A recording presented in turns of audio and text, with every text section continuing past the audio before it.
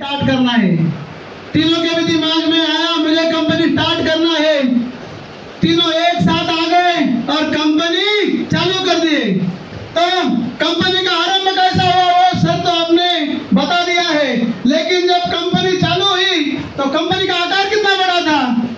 अकेले सिर्फ गायकवाड़ सर थे हमारे पास आए थे। तो जैसे कि यहाँ पे एक ऋषि है, आप ऐसा देखोगे यहाँ पे त्रिमूर्ति थे, Sanap sir, Salve sir, Jige sir, और उनके पास कौन है? खाली गायकवाड़ सर, बहुत छोटा, इतना छोटा।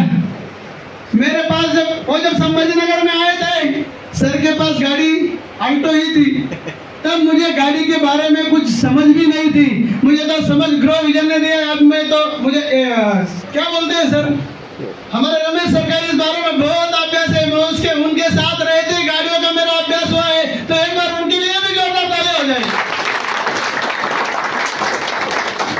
मित्रांनो, ग्रो विजनचं पहिलं एलडीपी झालं होतं मनूचा मासा, कारण की मनू महाराज एका वेळेस सूर्यनारायणाला अर्घ्य देत होते आणि अर्घ्य देत असताना त्यांनी ज्यावेळेस असं पाणी वरती घेतलं, त्यांच्या हातामध्ये असा छोटासा मासा आला आणि छोटासा मासा आल्यावर तो मासा बोलू लागला, त्राहिमाम त्राहिमाम महाराज मुझे बचाओ। तो मनू महाराजांनी काय केलं, त्या माशाला अशा छोट्याशा कमंडलमध्ये ठेवलं आणि कमंडलमध्ये ठेवल्याच्या नंतर तो जो मासा आहे, आता मनू महाराजांना वाटलं का आता बघायचं काम नाहीये, हा मासा जिवंत राहील। पण एक दिवस, दोन दिवस, महिने, 2 महिने, 3 महिने तो मासा त्या पाण्यामध्ये कमंडलमध्ये होता। त्याची साईज वाढली आणि साईज वाढल्यानंतर तो पुन्हा म्हणायला लागला, बचाओ बचाओ त्राहिमाम त्राहिमाम। आता मनू महाराजांना वाटलं याची साईज तर जास्तच वाढते, कारण 3 महिन्यात ग्रोथ घेणं सोपी गोष्ट नाहीये। तो मोठा झाला, नंतर काय झालं, त्याला एका भांड्यात ठेवण्यात आलं। तर भांड्याची साईज कशी असते? थोडी मोठी असते ना, कारण की बरेच कमंडलूचं पाणी त्यामध्ये असतं। मग त्या माशाला त्या भांड्यामध्ये ठेवण्यात आलं आणि भांड्यामध्ये ठेवल्याच्या नंतर असं वाटलं आता बरेच दिवस बघायचं काम नाहीये। 1 हफ्ते, 2 हफ्ते, पुन्हा 3 महिने झाले, तो मासा पुन्हा म्हणायला लागलाय, मन महाराज बचाओ बचाओ बचाओ, मुझे पानी कम गिर रहा है। तो 3 महीने में और उसको बदल दिए। त्यानंतर काय केलं, त्याला हौदामध्ये ठेवलं, हौदामध्ये, आणि हौदामध्ये ठेवल्याच्या नंतर आता मनू महाराजांना वाटलं हौद खूप मोठा आहे, आता काही याला बदलायची गरज नाहीये। तिसऱ्यांदा हौदामध्ये ठेवलं त्याला।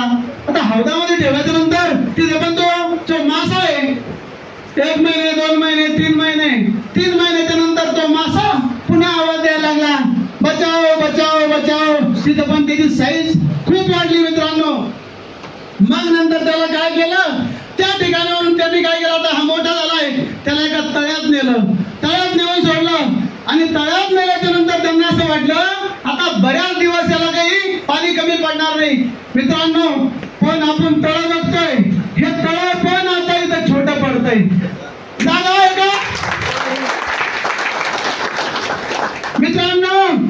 हा ग्रो विजनचा मासा आहे, मनूचा मासा तो आहे, पण या ठिकाणी बसलेला जो आहे हा ग्रो विजनचा मासा आहे, त्यामध्ये मी एक आहे मित्रांनो। आपली पहिली एलडीपी झाली होती, त्या ठिकाणी फक्त आम्ही जे ना तर मोजून 15 ते 20 लोक होतो। त्यानंतर ते आम्ही कमंडलमध्ये होतो, तिसऱ्या एलडीपीला भांड्यात होतो, आता चौथ्या एलडीपीला पण तळ्यात आहे। पण आता जे ना आता आपल्याला जागा पुरते का? आणखी जर 50 लिटर झाले तर कुठे बसवणार आहे का जागा? तो आपण त्या मनूच्या माशासारखे ग्रो विजन ही वाढत आहे। म्हणून आपल्याला सुद्धा सांगावं लागेल सरांना, सर आम्हाला आता जागा पुरत नाहीये तळ्यामध्ये, आम्हाला जग पाहिजे आता जग। तसं सुरुवातीलाच आपण म्हटलं आपल्याला जगाला दाखवून द्यायचंय, तसं योगेश्वरांनी काल स्वप्न बघितलं, सर ही जगातली नंबर 1 ची कंपनी बनणार। तुम्हाला वाटतंय ना 100% बनणार की किती बनणार? तुमच्यासाठी एकदा पुन्हा एकदा जोरदार ताली तो वैसे बज नहीं रही है। लक्ष्मी माँ भी यहाँ पे है, मैंने कहा है पागलपन। लक्ष्मी जो तालियां बजाए